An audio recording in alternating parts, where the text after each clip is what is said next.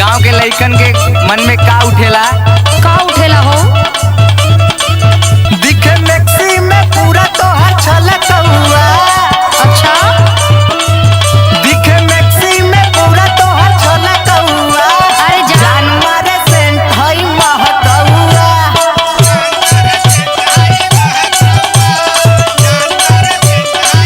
क्या बात है?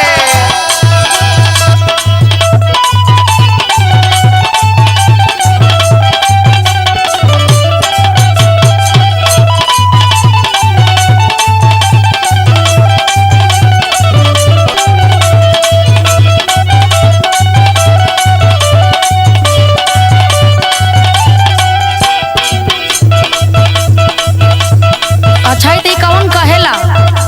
अरे उहे धनई का लइकवा। सुना सुना तनी कदा तनी होश में रहे। अच्छा ए भौजी का हो? सुना, बोला। हई गोधन के लइकवा का कहेला? का कहेला हो? आवेलू झर के सेंट जब अच्छा, चललू धीरे धीरे रहिया निहार। जाना तारू का कहेला? का कहेला हो? आवेलू झर के सेंट जब मार के चललू धीरे धीरे रहिया निहार के।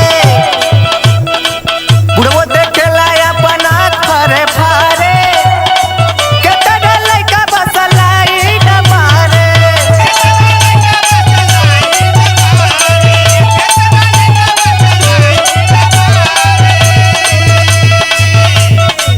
सुना हमार बात, ये कुल बात छोड़ा छोड़ा। आवतानी तेल लेके महकौआ। छोड़ा आवतानी तेल लेके महकौआ। अरे भौजी ओहो, कहाँ जाते रू? पहले सुन के तो जा। अरे बोला ना, हम सुनत तनी हो।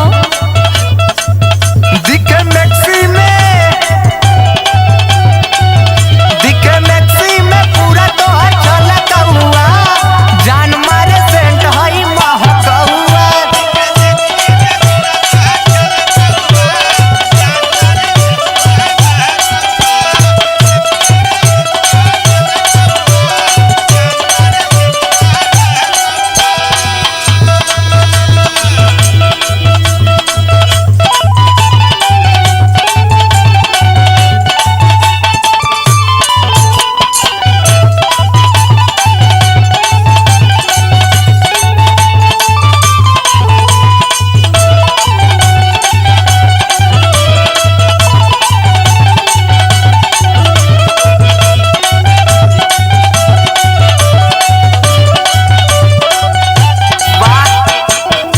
सुना सुना, आजकल के लइकन के जनत बड़ा मन इतना ज्यादा बढ़ गई है कि हम का बताई।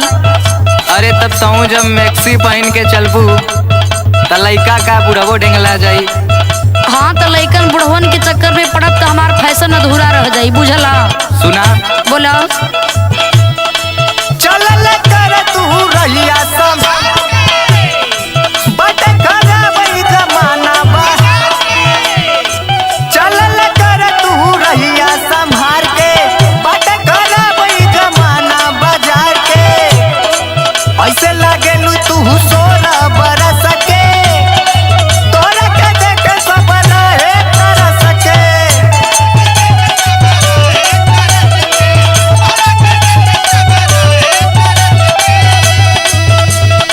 सुना सुना, का बात? छोड़ी जाए दिन ढेर बोली जनी रउआ।